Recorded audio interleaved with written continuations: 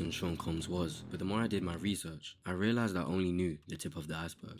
Prosecutors say that the charges stem from years of sexual abuse and threats against women. In fact, the deeper I got into my research, You were 13, what were you seeing? I went there to see the lifestyle, and I saw it. I actually started to feel the fear his victims must have felt. Because he did a lot of crazy shit to people around us. One day that I know for a fact he'll be behind bars. Things He got was way telling it darker on than his I ever interview. imagined. Boy, he be talking. And what I've come to realize is Diddy's life is one of the most evident displays of pure evil I've ever laid my eyes on. But I didn't want to make a journalistic With his bodyguard being said all this stuff, why they just won't take what his bodyguard saying and just be like, I mean, you did work for him.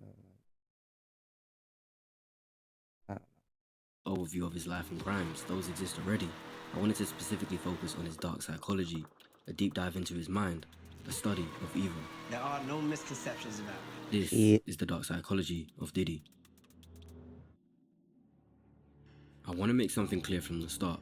Usually in cases like this, I wouldn't use unsettled lawsuits as evidence for dark psychology, as the things are only alleged. But Diddy lost that privilege when lying about what he did to Cassie. Cassandra Ventura, or Cassie, was a female artist that Diddy would sign to his record label, Bad Boys Entertainment. She was 19 at the time. Diddy would help produce her first album, and not long after he would begin dating her. They were together for 11 years before splitting in 2018. Not much was known about their relationship, but in 2023, Cassie would seemingly out of nowhere file a lawsuit against Diddy.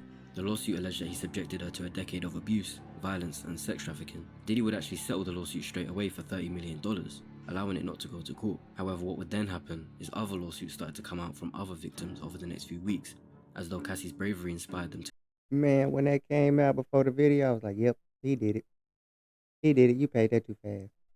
come forward. Too They fast. included more claims of assault, abuse, and more heinous crimes we'll get into later. However, Diddy would take to Instagram to deny all of these allegations, saying they're just looking for a quick payday. He doesn't specifically address Cassie, but it's implied in this message that her allegations are also attempts to, quote, assassinate his character and destroy his reputation and legacy. There would be no proof of these allegations for a few months, but in May 2024, footage would be released that changed everything. Disturbing new video appears to support some of the accusations of abuse against music mogul Sean Diddy Combs. I of course won't show the graphic part of the footage, but it clearly shows Cassie trying to leave the hotel they were in before Diddy emerges in nothing but a towel. He catches up to her, pulls her to the floor by her head. If this what the women in New York got to deal with, I see why y'all so aggressive.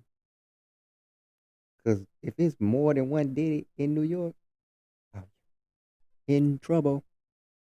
Before stomping on her and kicking her on the ground, while she curls up and just takes the abuse. The day following this footage's release, Diddy would try and backpedal and issue a half-hearted apology for his actions. My behavior on that video is inexcusable. I take full responsibility for my actions in that video. I was disgusted then when I did it, I'm disgusted now. After this, I just knew Diddy was a liar, a master manipulator, and all The situation is not funny. It's not at all. But when I saw that, why I did nothing but laugh. I couldn't do nothing but laugh because I saw through that, boy. You're wrong. Though not all of the other lawsuits have yet provided proof of the allegations, it's hard to discredit them, when the same accusations he said were just looking for a payday turned out to be real. As mentioned with Cassie, Diddy used the ability to bolster her career as a way into her life. He was a multi-millionaire that was working with a lot of big talent, so he used his power and clout to his advantage. When first signing her, he was 37 and she was 19, and in the space of 2 years, he was What? Where her mama and them at? Tell her no. Damn. able to seduce her into a relationship with him, but one with dark intentions. Based on the actions that would follow, I believe that this would be dark psychological seduction. This is using calculated hidden methods to obtain the availability of a target. However, it's only dark if this situation doesn't also benefit the other person. Seducing someone isn't the bad part if you mean good, but Diddy's intentions with Cassie were far from good. Also, as you can see in the methods, a planned out process is the method where your process of dark seduction is repeated with different victims. In 2024, model Crystal McKinney would file a lawsuit detailing how Diddy made promises to advance her career in the fashion industry. To have this big business mogul with a lot of connections in the industry be focused on you and giving you compliments, it can be very easy to believe the words are true. Diddy would then invite her to his studio, where he would provide Crystal laced weed, unbeknownst to her at the time. She insisted that she'd had enough, but Diddy would continue to pressure her to smoke more and drink alcohol until the point she was very intoxicated and felt like she was floating. He would then lead her into a bathroom where he would sexually assault her, leaving her humiliated and traumatized. Not only did he not help her progress in her career, but he allegedly blackballed her in the industry, and her career went downhill. Her whole life ruined because Diddy decided she would be his next victim for dark seduction on that day. Very soon after this lawsuit, April Lampos would also file one. That boy put Molly all of her champagne. He ain't even know. Damn, them lyrics ain't sitting well. Oh, they not aging well at all, boy. You was there too. Huh.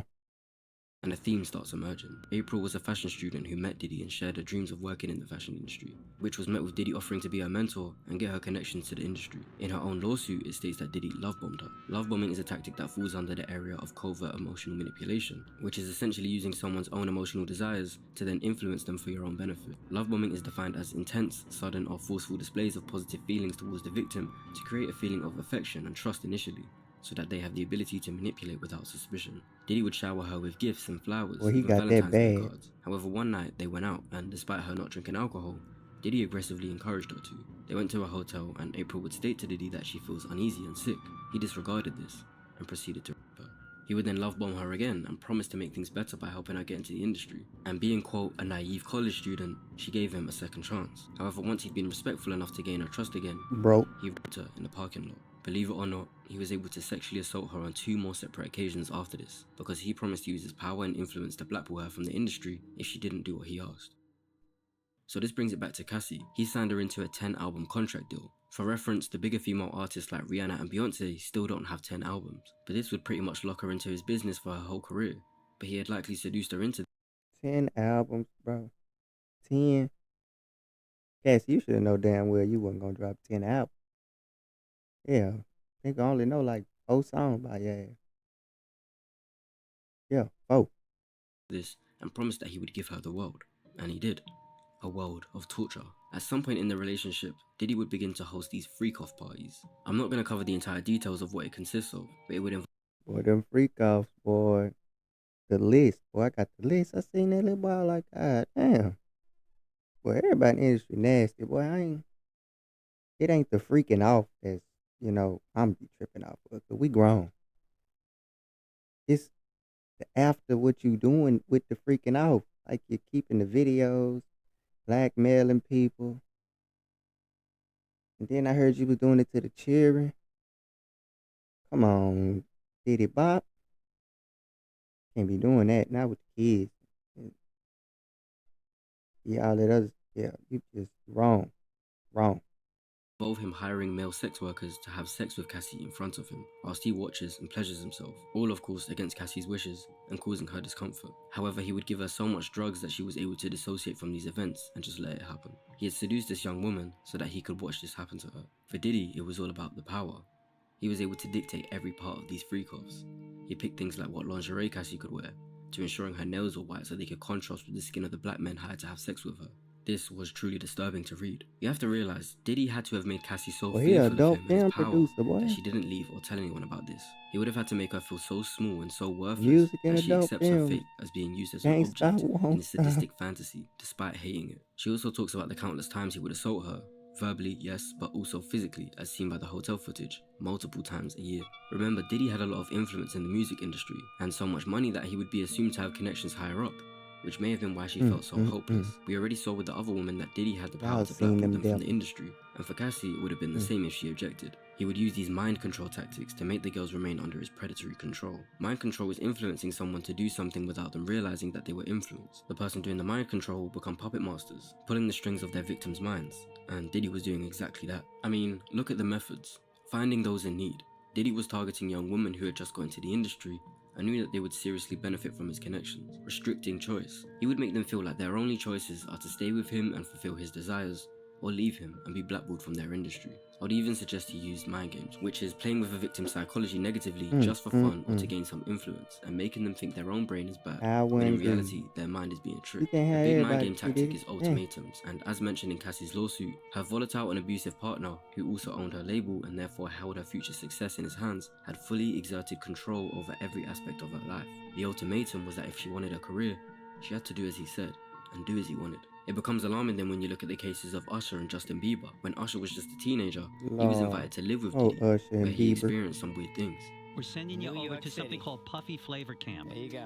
to learn some. Camp. You ain't That's what sending it me was called. nowhere. Puffy's Flavor place was nothing. like just filled with chicks Flavor and camp, orgying like no nonstop. Yeah, but you lucky, were 13. nothing. What were you I No saying? went flavor, there to see nothing. the lifestyle. Right. And I Send me saw it, nowhere you with know? no flavor in it. But I don't know if I could indulge and understand what I was even looking at. Back in the day, They didn't when go you was get me like to see 10 Flavor and I was Flav. a little bit older, his older brother, we used to fight over the Frosted Flakes. You know what I'm saying? Before pause was invented. What the fuck did Puff just say? I'm happy Kev caught that and said something because I was looking at the video. I'm like, so y'all just finna let him just spill the beans for real because he on them jiggles and he full of that drink. That's the Rock got him over there talking. Shh. Hush, I ain't gonna say nothing. Thank you, Kev. I mean, at least that's the least you could have done. Nobody's gonna acknowledge this but me. Puff just said we used to wrestle over the Frosted Flakes. Now, I don't like making up assumptions about what may have happened, but it seemed to be an extremely weird relationship between the young singer and the grown Diddler. When Usher was 16, Diddy would produce his album. Bruh. That little baby, you seen that? That's a little baby boy. That ain't even, look at his face. Oh, man. Whew. And stay in contact with him into his adult years, helping his career. Until Usher comes out and explicitly says anything, we won't know if Diddy did anything to him. But using these mind control and mind game tactics, something could have been done that kept Usher obedient in order to not have his career ruined by Diddy's influence. Something similar would then happen with Justin Bieber as a teenager. He's having 48 hours with Diddy. Yeah, We hanging Usher was out, on what top. we doing, we can't really disclose, but it's definitely a 15-year-old's dream. Well, you see how Justin Bieber looked at him? He said, we cannot disclose. Justin say, fuck you mean? We? And then it's bad that he get an hours, 48 hours, not 2 days, not 2.5. We're going to kick it hard. No. And then listen to what he say with the 48 hours. After Justin spent 48 hours with Diddy, 48 where he would hours. be gifted a Lamborghini, the two of them would go a year with little contact before they met up again. And Diddy questioned Justin on this lack of contact. Starting to act different, huh? You ain't been calling me and hanging out the way we used to hang out. Well, I mean, you try to get in contact with me, through all my, partners. Boy, Diddy's whole posture is like bullying. Like, yeah, nigga, why I ain't seen you? Where you been? Yeah, you remember what happened to you last time? You. And Bieber like, bro, I had to change my number, my email, my manager. Got moved out of Canada. I'm in Australia now. Mate, he's kangaroo jacket in that mouth. What? And whatnot. But you never really got my number, so. Correct. Okay. You can see the nervousness and apparent fear in the 16-year-old, and that could be quite telling. With the dark psychology tactics we've covered so far, it wouldn't have been hard for Diddy to have done something to Justin, but use his methods to keep him obedient. Even good In cringy on that one. 2024, music producer Rodney Jones, aka Lil Rod, would file a massive lawsuit against Diddy. Amongst other things, in this lawsuit, he would claim that Diddy pressured him to procure and engage in sexual acts with female workers, but also claims that he is a victim of unsolicited groping and sexual touching by Diddy, and that Diddy tried to pass him off to other male friends using more dark psychology tactics. The one I believed he was Pass using you was off an to attempt at men? brainwashing, defined as the slow process that changes a person's identity and beliefs that were intended to suit the person doing the No, brainwashing. little baby. Lil Rod was a straight man. However, Diddy, for his own disturbed reasons, wanted to make him homosexual so that he can do the previously mentioned acts. Diddy knew that Lil Rod looked up to famous music producer Stevie J. Stevie J is married to a woman. However, Diddy would show Lil Rod Stevie a J, video you of just Stevie J having intercourse lock with a Stevie man J ass before up telling here. Lil Rod this is normal practice in the industry. He also allegedly admitted to engaging in homosexual acts himself with rapper Meek Mill and the aforementioned Millie. R&B singer Usher, which would make that case scary if true. Diddy believed that he could use the method of identifying Rod as susceptible, using the fact that he idolizes Stevie. Y'all remember that video of him and Rick Ross surfing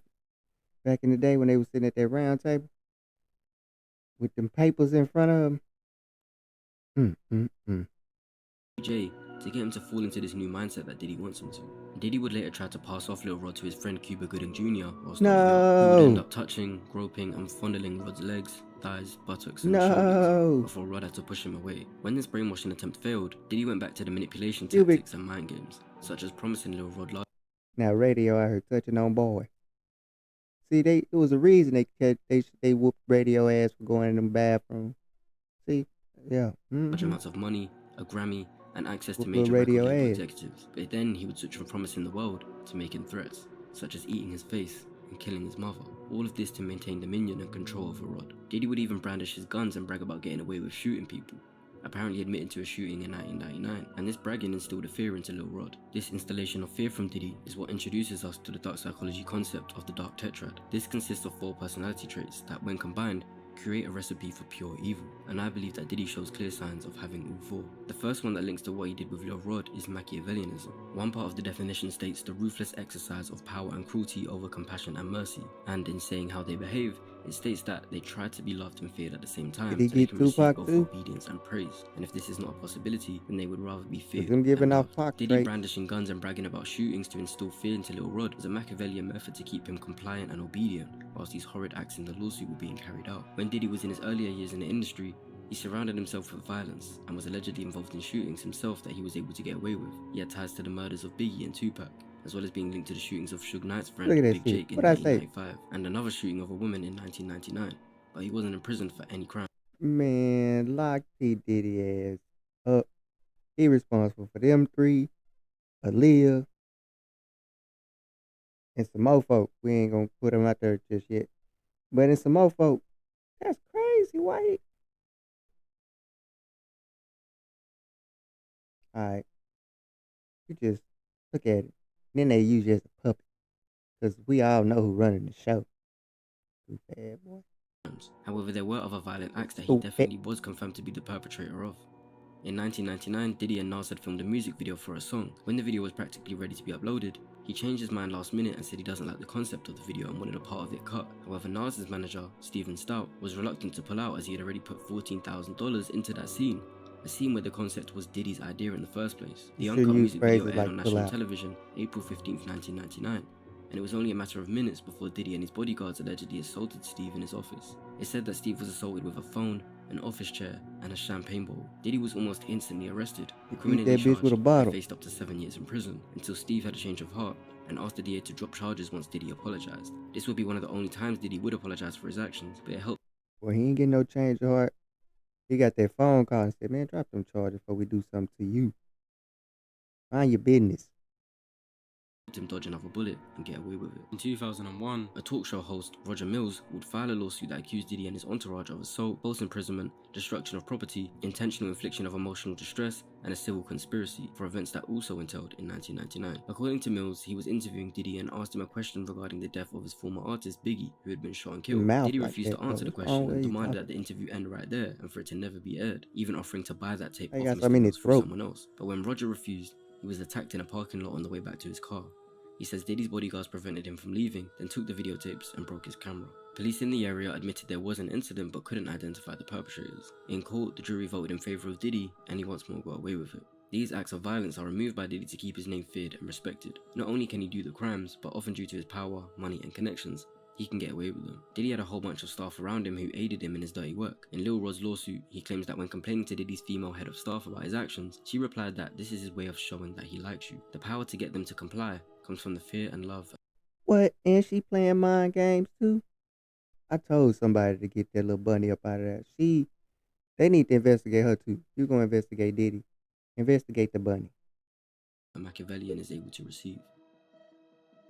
Next in the tetrad is psychopathy, a common term you may have heard that's hard to define but tied to superficial charm, impulsivity, and a lack of empathy and remorse. If you took a look at their behaviour and compare it to Diddy's, you'll find a lot of similarities. His superficial charm in the way he has an apparent interest in upcoming talent, when he really just wants to exploit them for his own twisted needs. The calculated lying, the lack of guilt towards his victims, especially towards Cassie, who he was willing to deny the allegations of until the footage came out. Even in his apology video, you see an evident lack of empathy. His violent outburst towards others in the industry also showed his lack of impulsivity. The next part of the tetrad is narcissism. We all know This is that. described as having an inflated self-worth and one believing they are superior. This for And this damn was Diddy sure. to a T. 'Cause At who every are dull you, moment in his Pookie? life, his ability to get away with things due to his successful financial position.